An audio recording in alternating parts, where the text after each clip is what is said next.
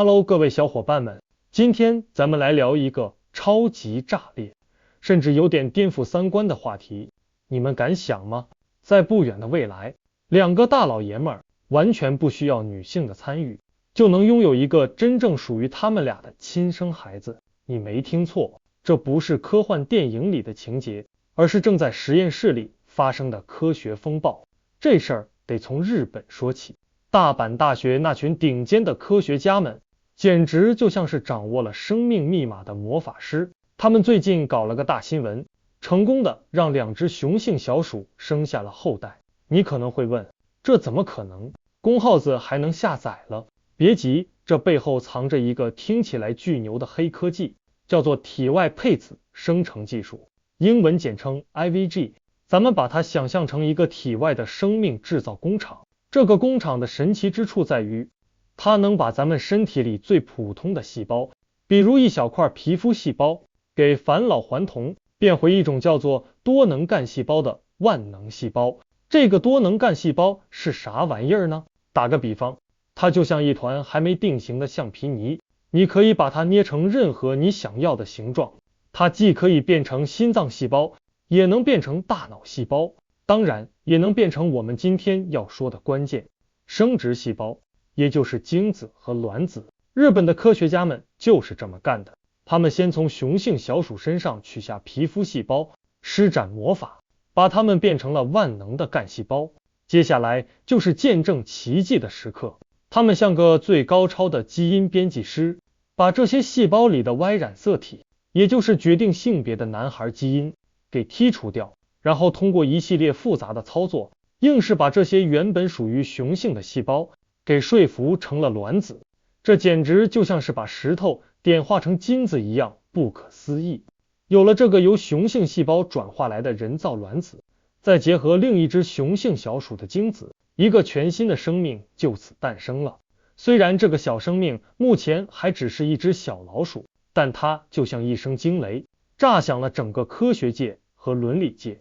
它仿佛在向我们宣告，生命的繁衍或许不再需要遵循一男一女的古老法则。当然了，林克燕教授，也就是这个项目的带头大哥，非常严谨地告诉我们，这项技术要从老鼠走到人身上，还得有个10年8年的路要走，毕竟安全是第一位的。但是你们懂的，资本的嗅觉比猎犬还灵敏，像 J-Mito 和 Conception 这些初创公司已经迫不及待的想要把这项技术推向市场了。这让我有点警惕，当一项足以改变人类未来的技术过早的和商业利益捆绑在一起，它会不会跑偏？会不会变成有钱人的特权游戏？这技术带来的冲击波可远远不只是科学层面，它像一颗投入平静湖面的巨石，激起了一圈又一圈的伦理涟漪。我们一直以来所熟悉的核心家庭，那种由爸爸妈妈和孩子组成的经典模式，会不会因此被彻底改写？如果2个男人可以生孩子，那母亲这个角色，这个词汇，它所承载的温暖、孕育和牺牲的意义，又将何去何从？我们是不是在扮演上帝的角色，随心所欲地设计生命？我仿佛能看到这样一幅未来的画面。一对相爱多年的男性伴侣，他们走进一家诊所，不再需要寻找卵子捐赠者，也不再需要借助代孕妈妈的子宫，他们只需要各自提供一些细胞，就能共同创造一个融合了2人基因的孩子。这个孩子会有他一个爸爸的眼睛，另一个爸爸的微笑。这画面听起来是那么的美好，充满了爱与希望。他为那些渴望拥有血脉相连的家庭的人们打开了一扇全新的大门。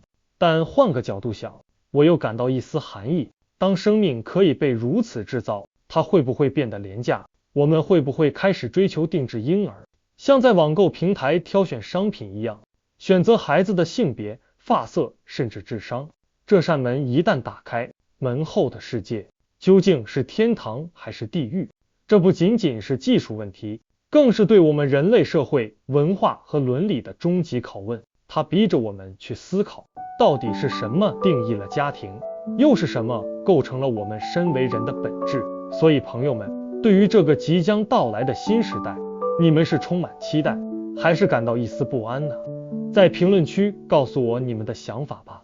好了，我今天就讲到这里，谢谢各位。